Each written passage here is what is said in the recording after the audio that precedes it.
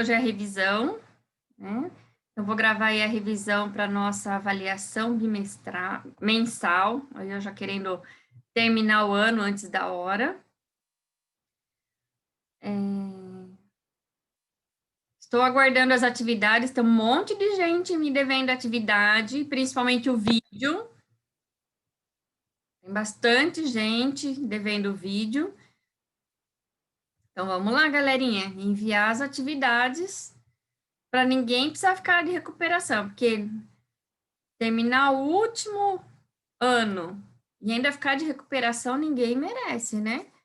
Ficar de recuperação no último bimestre, vai lá, último esforço, né? Nem é tantas atividades assim. Então, vamos lá. Eu vou usar o caderno de atividades, porque eles já têm um resuminho lá e eu gostei, eu fiz uma revisãozinha rápida com o sexto ano, dá para trabalhar legal com a revisão que eles colocam aqui. Então, evolução biológica e diversidade das espécies, né? Então, a apostila começa falando sobre o pensamento evolucionista, né? Antes de Darwin, antes de Lamarck, os cientistas, a maioria dos cientistas, dos pesquisadores, acreditavam que, desde a criação, os animais, né, os seres vivos, eram todos exatamente iguais. Por quê? Eles ainda não tinham muito estudo de fósseis, né? E também tinha o medo, né? O receio de falar alguma coisa e a igreja mandar para a fogueira, né? Então, eles deixavam isso quieto, eles não investigavam muito na questão da evolução, mesmo porque eles não eram, assim, viajantes, não saíam para fazer pesquisas em outros países, em outros locais. Então, era aquilo que ele via e ele acreditava que no mundo inteiro era só aquilo que existia. Não fazia a menor ideia que, por exemplo, na África, aqui no Brasil, aliás, nem sabia direito, né, da existência do Brasil, ele já existia, né, o Brasil foi descoberto em 1500, mas eles não imaginavam muito que aqui tivessem animais tão diferentes, tão diversos, dos animais que eles encontravam lá na Europa, né? Então, essa ideia de que todo ser vivo, ele é exatamente do mesmo jeito desde sua criação, é chamado de fixismo, tá? Então, tenham isso em mente. Foi o Buffon, né, o Conde de Buffon e Erasmus Darwin que começaram a fazer as primeiras tentativas de mostrar que existe uma evolução, né, que existe espécies diferentes e que pode ser que essas espécies diferentes tenham vindo de algum outro lugar. Isso, é Buffon, isso mesmo, Conde de Buffon. E Erasmus Darwin, que era o avô do Darwin, tá? No filme O Desafio de Darwin, ele fala um pouquinho dessas questões, ele comenta sobre o Buffon, ele comenta sobre o Lamarck, sobre o Wallace, né? Você vê aí essa dificuldade de, será que eu vou colocar... fala um pouquinho da questão de quando ele decidiu ir para... Não é Buffon, não, é Buffon que eu falei. Quando ele decidiu ir para fazer a viagem no Beagle, né, para ele conseguir a autorização do pai dele, porque embora ele tinha dinheiro, né, 21 anos de idade, né, 20 e poucos anos de idade, mas ele dependia financeiramente do pai, tinha que ter aprovação do pai para ele poder fazer a viagem, né? Então, ele teve que pedir auxílio do tio, do avô, para conseguir convencer o pai a deixar ele fazer a viagem, né? Então, assistam o filme, vocês vão gostar bastante. Ele fala muito sobre essa questão aí da seleção natural, das pesquisas, do que ele encontrou. Fala um pouquinho da vida pessoal dele particular, mas fala muito mais da questão das dúvidas que ele tinha quanto à publicação do livro, né? Quanto às suas próprias pesquisas, né? Então, tanto Lamarck quanto Darwin foram, assim, foram e são muito importantes aí para a questão do pensamento evolucionista, né? Lamarck, por ter sido o primeiro a escrever alguma coisa referente à evolução, né, das espécies, embora a gente sabe que ele não tinha maneiras de provar aquilo que ele estava falando, e ele escreveu essas leis a partir de suas observações. Não existia nada escrito ainda sobre o assunto, então ele foi o primeiro a escrever, né? E a gente sabe que nem tudo que ele fala está certo, por conta de que ele não compreendia, ainda não se falava de genética. A genética veio a partir de 1900, antes disso não se falava, nem se conhecia o nome de genética. Então, Lamarck, ele fez duas leis, a lei de uso e desuso, né? O ambiente atua sobre os indivíduos, promovendo transformações de estruturas ou órgãos que podem crescer ou atrofiar de acordo com o uso. Lei da herança dos caracteres adquiridos. As alterações adquiridas durante a vida pelo uso ou desuso de um determinado órgão ou estrutura são passadas para os descendentes. A gente sabe que não é bem assim que acontece, né? Que você tem aí toda uma questão da pressão no genótipo, né?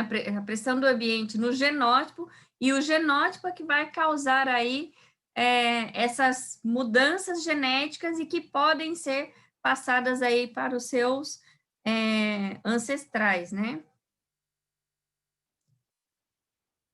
Seleção natural. Darwin, indivíduos com características mais vantajosas, ou seja, mais bem adaptados ao ambiente, têm mais chances de sobreviver e deixar descendentes. Relações de parentescos. Os seres vivos compartilham ancestrais em comum. Espécies atuais se formaram a partir de espécies ancestrais que foram gradativamente sendo selecionadas pelos ambientes. A gente pode falar isso, por exemplo, na questão de raça, embora sendo a mesma espécie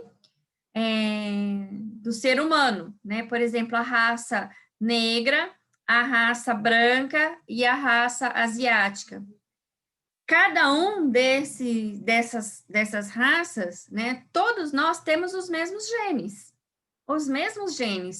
Porém, a pressão do ambiente africano fez com que os seres vivos, os seres humanos que vivem lá, tivessem uma quantidade de melanina maior na pele. Por quê? Para proteger, né? A quantidade de melanina na pele é para proteção. Agora, pensa uma pessoa que nasce na Europa, frio para danar, né? Não é aquele calor exorbitante como é o tempo todo na África. Precisa ele ter uma quantidade grande de melanina na pele? Não precisa. O que ele precisa é ter a pele bem clara, né? Para conseguir se adaptar a viver naquele ambiente tão frio de tanta claridade. Então, olha só aí as adaptações genéticas. Tá? Mesma coisa o asiático, né? Que tem os olhinhos mais puxados. Por que isso? Para diminuir um pouco a quantidade de claridade que recebe no olho, de acordo com a região que vive. Então, cada um vai ter aí modificações, até a pele, né? Dos asiáticos, ela tem um tom um pouco mais amarelado, né? Digamos assim, se você for comparar, colocar uma pessoa asiática do lado de uma pessoa que nasce, por exemplo, na Sibéria, você consegue perceber essa pequena diferença aí de tonalidade na pele, né? Então, isso tudo não está de acordo com lei de uso ou desuso, né?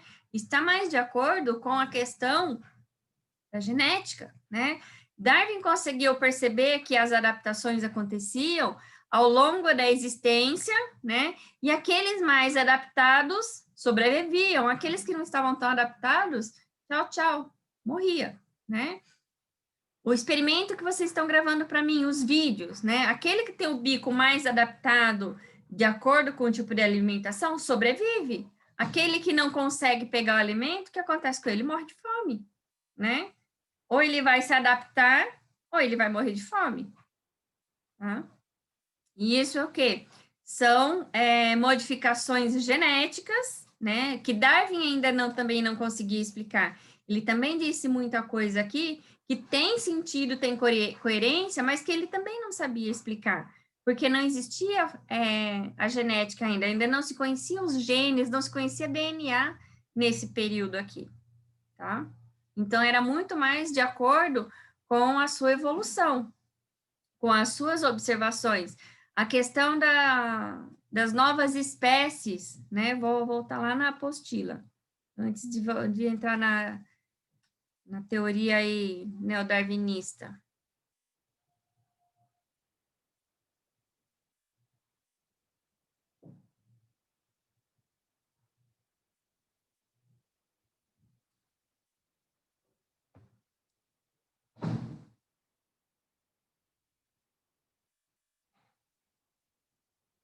Depois eu vou voltar aqui para falar disso daqui.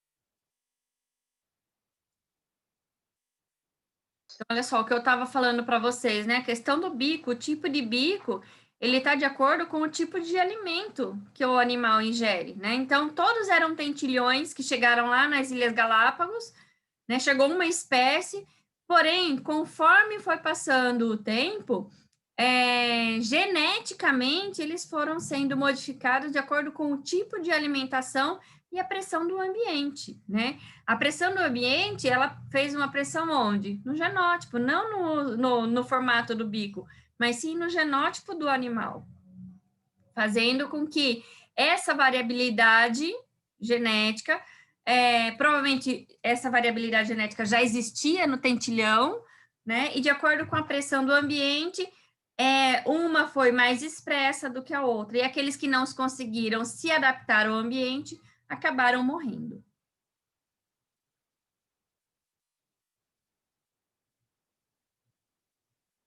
Né? A questão da adaptação ao ambiente, né? No caso aqui, ele mostra o cacto, que tem folhas modificadas para evitar a transpiração, para evitar a perda de água, né? Fotossíntese acontece, então, nos caules, ao invés de acontecer na folha, e aqui dentro desse caule tem aí uma grande reserva de água.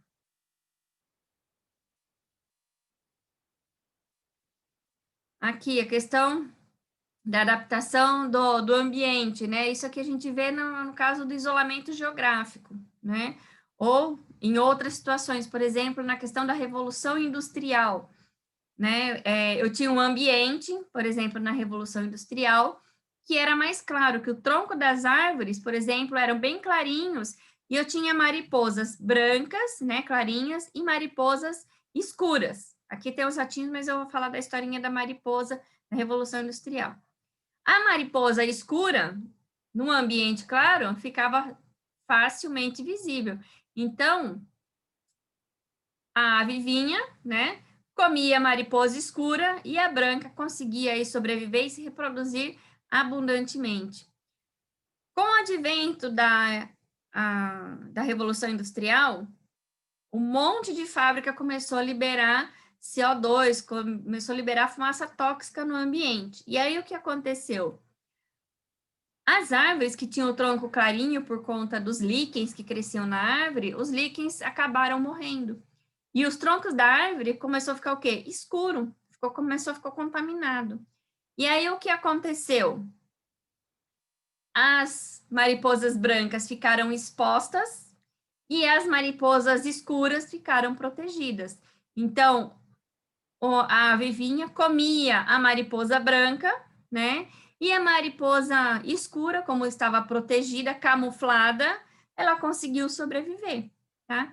Então, aquela questão do mimetismo, aquela questão da camuflagem que a gente já estudou em outros anos, ela está relacionada com essa questão da seleção natural, tá? Então, o animal que conseguiu se adaptar, copiou o corpo, copiou a imagem, né, o padrão de cores do outro animal que é venenoso, que é perigoso, vai afastar o predador, né? E aí o que acontece? É uma adaptação. Aquele que não consegue se disfarçar, o predador vai lá e come ele, vira almoço. Olha aqui o experimento de vocês. Gente, não esquece, ó, que vocês têm que ver se consegue pegar os alimentos em um tempo de 20 segundos, tá? Tem alguns colegas que não estão fazendo essa contagem, mas tudo bem, ficou bom o vídeo, mas não esqueçam que precisa fazer essa contagem de 20 segundos.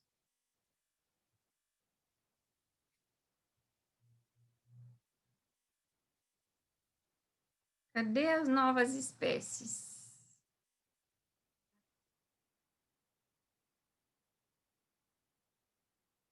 Então, olha só. Quando eu tenho, né? Eu tenho aqui uma região, tá?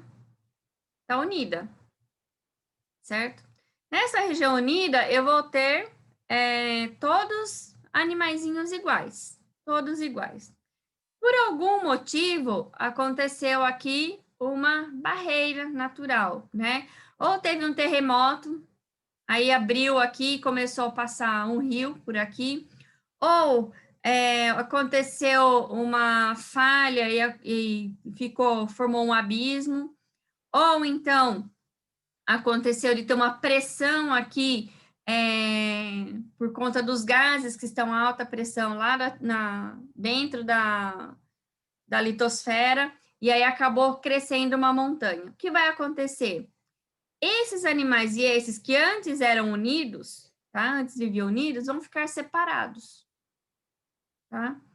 E conforme o tipo de alimentação, o tipo de ambiente, né, a estrutura do local, isso vai acabar ocasionando uma pressão do ambiente nos genótipos, causando aí mutações genéticas ou recombinações genéticas. Quando isso acontece, novas espécies vão aparecer. E aí, dentro dessas novas espécies que surgem, né, o que vai acontecer aqui? Aquelas que conseguirem se adaptar melhor no ambiente que estão vivendo, vão continuar se reproduzindo, tendo indivíduos férteis e vão acabar predominando. Aqueles que não conseguirem sobreviver no ambiente, não conseguem se alimentar, não conseguem se reproduzir, vai desaparecer. E se um dia lá na frente você tem novamente unido aquele continente, né, aquela região, o que vai acontecer?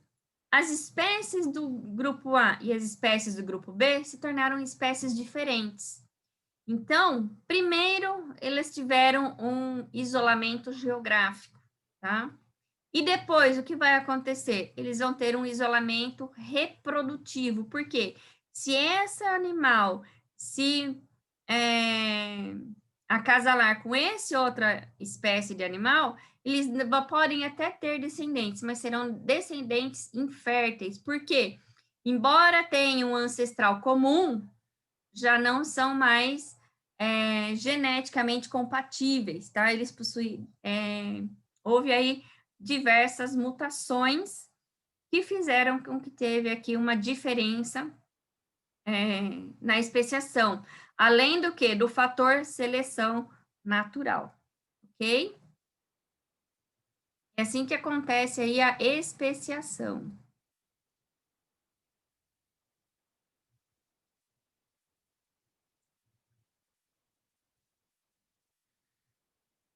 Então, aqui, ó. Além da seleção natural, Darwin também citou que todos os seres vivos compartilham ancestrais comuns. Sendo assim, as espécies existentes atualmente descendem de outras que já habitaram a Terra. Como é que ele conseguiu perceber isso? Porque já Darwin já começou a fazer alguns estudos com fósseis. Então, olha só, esse daqui é um animal pré-histórico, esse aqui é um animal atual. Eles não são bastante semelhantes, ó, o formato da cabeça, né, as patas dianteiras, as patas traseiras, né, o rabo, a estrutura da coluna, né, então, bastante semelhantes. Então, pode ser que esse lagartinho aqui tenha como ancestral esse outro lagarto aqui? Sim, tá? Pode ser que esse daqui hoje, ele é pequenininho, Mas o seu ancestral, né? Olha, esse aqui tem 1,5 m, ele chega até 1,5 m. Pode ser que o seu ancestral chegasse até 2,5 m, 3 metros de comprimento, né? Porque você mede o animal daqui do focinho até a pontinha da cauda. Então, esse aqui tem 1,5 m, mas pode ser que o seu ancestral tivesse 3,5 metros. Uma que eu já falei dos jacarés, né? Do alligator. O alligator tem 6 metros de comprimento e nós temos aqui no Brasil o jacaré de papo amarelo, que tem acho que no máximo 1,5 m. Ele é pequenininho. São parentes? São. Tem aí um ancestral em comum? Tem, né? Eles têm toda uma característica semelhante. Tem um ancestral comum? Tem um ancestral comum, tá?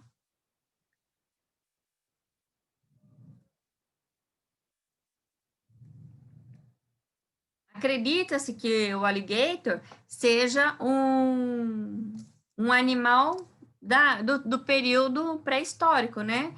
Mas por que ele conseguiu se adaptar? Porque o ambiente, né, que ele vivia já era parecido com o ambiente que ele vive agora. Então, ele conseguiu se adaptar e continuou a sobreviver. A mesma coisa o rinoceronte, né? Também é considerado um animal pré-histórico. A galinha é considerada um animal pré-histórico. Já ouvi, quando eu fiz graduação, o professor disse que na época estava se fazendo pesquisa e acreditava-se que o ancestral da galinha era uma galinha de mais ou menos 2 metros de altura, do tamanho de um avestruz, mais ou menos, um pouquinho maior, né? E o que aconteceu que a galinha ficou pequena? Provavelmente, a pressão do ambiente, né? Aquela galinha ancestral chocava os seus ovos em uma determinada temperatura na terra. Com a mudança do ambiente, a mudança da temperatura do ambiente, a galinha que se desenvolveu dentro daquele ovo foi uma galinha que não conseguiu crescer muito. Ela ficou pequena, né? E aí essa galinha pequena, que continuou botando seus ovos, por conta dessa mudança da temperatura, todas as galinhas que vieram também ficaram pequenas. E são as que a gente conhece hoje. Tá?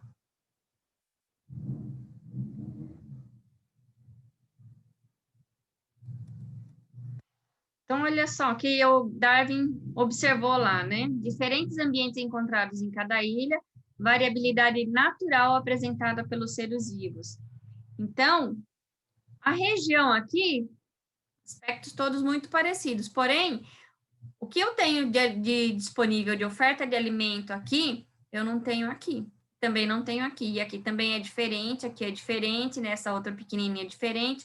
Então, em cada uma é diferente. E cada ave se adaptou conforme o ambiente que estava vivendo.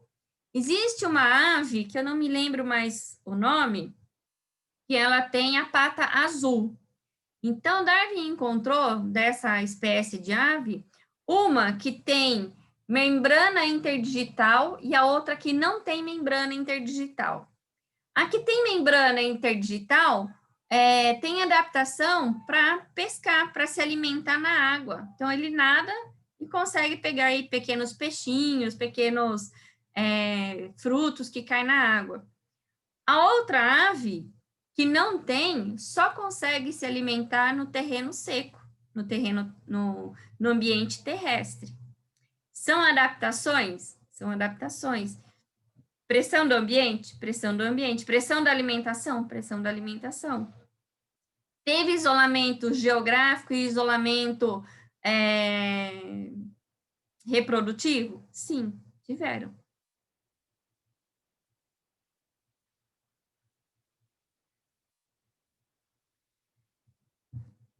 Aqui. Então, olha só, Darwin, ele foi viajar pelo Beagle em 1831, ele nasceu em 1809, então ele tinha aí uns 22 anos, mais ou menos, ó. Ele era bem jovenzinho quando ele foi, né? Em 1940 ele tinha 31 anos, então era isso, ele devia ter por volta de uns 20 anos aqui, 30 anos. menos de 30 anos, tinha uns 20 e poucos anos, quando ele fez essa viagem, né, no Beagle.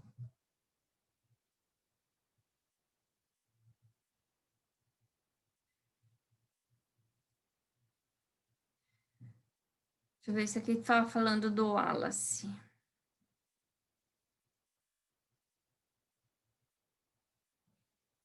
No começo do filme do Desafio do Darwin, mostra o Wallace, tá? E ele começa, né? Parece que ele está delirando, parece que ele está assim, lelezinho. Mas não, ele estava lá com seus pensamentos, escrevendo tudo aquilo que ele estava observando. Ele já tinha estudado alguns trabalhos do Darwin e ele mandou pro Darwin várias das suas cartas, várias cartas escrevendo, relatando aquilo que ele tinha encontrado, aquilo que ele tinha pesquisado. E quando o Darwin lê tudo aquilo, ele fala: meu Deus, ele plagiou o meu trabalho. Ele chegou, não é que ele tinha plagiado, mas ele chegou às mesmas conclusões que Darwin, né? Os dois apresentaram os seus trabalhos. Na época, os dois foram rejeitados porque a questão da igreja, essa pressão era muito forte. No filme tem uma parte que mostra os dois apresentando o trabalho e o trabalho sendo rejeitados, né? Eles põem lá, mostram os questionamentos que foram apresentados para a rejeição dos trabalhos. E mesmo assim, o Darwin acabou fazendo a sua publicação, o Wallace também publicou os seus, mas como Darwin fez a publicação primeiro, né? Então ficou valendo o trabalho de Darwin, mas os dois foram brilhantes no trabalho que desenvolveram, ok? E aqui o Lamarck, né, falando aí que as cobras, né, no caso das cobras, que tinham patas, mas para passar em locais apertados, as patas atrapalhavam, então elas deixaram de usar as patas e as patas acabaram desaparecendo. E essa característica, né, acabou sendo herdada pelos seus descendentes, né? No caso do tamanduá, né, o tamanduá tinha dentes, mas como para pegar as formigas, para pegar os cupins, era muito difícil, ele tinha que esticar muito a língua, né? E com isso, a língua foi se esticando até ficar bem longa para ele conseguir pegar os cupins. E como ele não precisava mastigar, era só engolir, então ele acabou perdendo os dentes e ficando comprida, né? Pessoal, só um minutinho que eu preciso ligar meu computador. Tá acabando a bateria.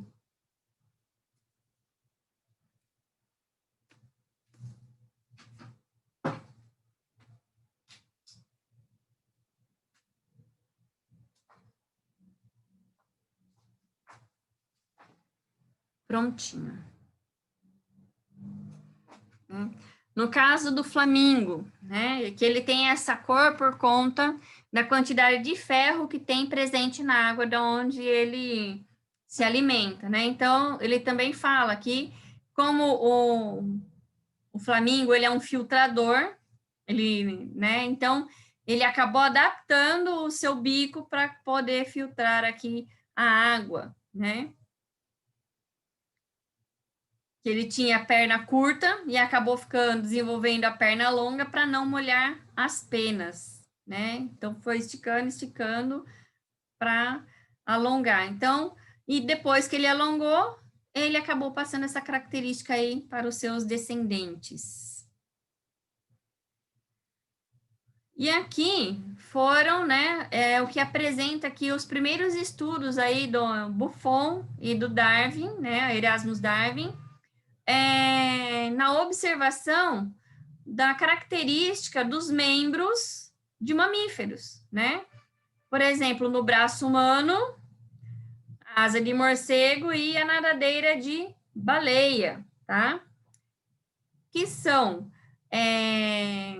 membros, como falam? Eles têm a mesma origem embriológica, tá? Porém, eles têm funções diferentes, né? No ser humano, serve para a gente se segurar, para a gente se movimentar. No caso do morcego, serve para ele voar, e da baleia serve para ela nadar, né? Então, eu não me lembro, acho que são chamados de homólogos, tá? Que tem a mesma origem embrionária, porém possuem funções diferentes. Então, essas foram as primeiras observações de que poderia existir, né, alguma coisa de diferente no fixismo, né? Ou seja, então quer dizer que se os três são mamíferos, a origem embrionária do braço aqui é a mesma, só que a função é diferente, por que será que isso aconteceu? Né? Só que eles não sabiam explicar essa transformação, eles perceberam que existia essa mudança, mas não conseguia explicar. Aí veio Lamarck tentando explicar, depois veio Darwin, que melhorou as explicações do Lamarck, complementou e derrubou por terra algumas coisas, algumas questões, por exemplo, da lei de uso e desuso, né? Mais tarde veio, né, a genética, explicando aí as questões aí que Darwin não conseguia explicar, né? As mutações, as recombinações genéticas, a questão da variabilidade genética presente nos cromossomos, tá? As migrações, né? As migrações das espécies, né? De um ambiente para outro ambiente, causando modificações genéticas.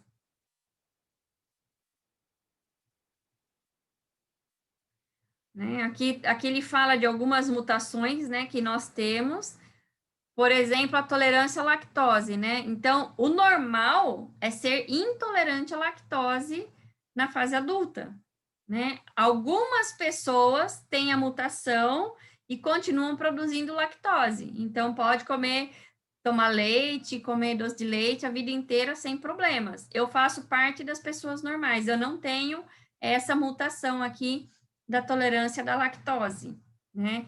Por exemplo, eu tenho a mutação para olhos claros, né? O olho azul, o olho verde é uma mutação, né? O normal é ter o olho escuro. Cabelos ruivos, né? Então, quem nasce com cabelo ruivo tem aí uma mutação. Dente do siso, né? Acredita-se que todos os mamíferos, nossos antepassados, tiveram 3 conjuntos de 4 molares na parte de trás da boca para ajudar a moer a dura vegetação. Mas conseguiram controlar o fogo que comiam e se tornaram mais macios. Então, os seus dentes se tornaram mais estreitos, eliminando o espaço necessário para o conjunto chamado de dentes do siso. Por isso que esse dente aqui, quando ele nasce, é um problema, porque ele não cabe mais aqui. E aí você tem que acabar fazendo uma extração para não comprometer toda a arcada dentária, tá? Então, já se preparem, porque isso é doloroso, mas você consegue aí eliminar, tá bom? Então, basicamente é isso, essa parte aqui de biodiversidade, população, comunidade ecológica, isso daqui não vai cair na prova, tá? O que vai cair exatamente na prova, para vocês estudarem, para ninguém ficar aí em desespero. Estudem. Essa primeira parte aqui do pensamento evolucionista, que fala do fixismo, que fala aqui das primeiras tentativas de explicar o pensamento evolutivo.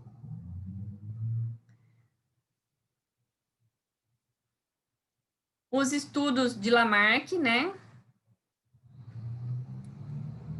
Passei direto. Então, os estudos de Lamarck, a lei do uso e desuso, a lei da herança dos caracteres, né?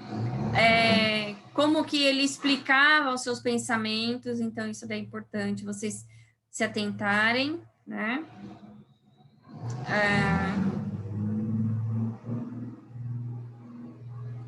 Os estudos de Darwin, tá? O que ele estudou, né? O seu pensamento, o que ele quis dizer com a seleção natural, tá? Relação de parentesco, então isso daqui vocês estudem essa parte. Adaptação não cai na prova. Seleção natural, é bom vocês darem uma lida nessa parte, tá? Da seleção natural para entender.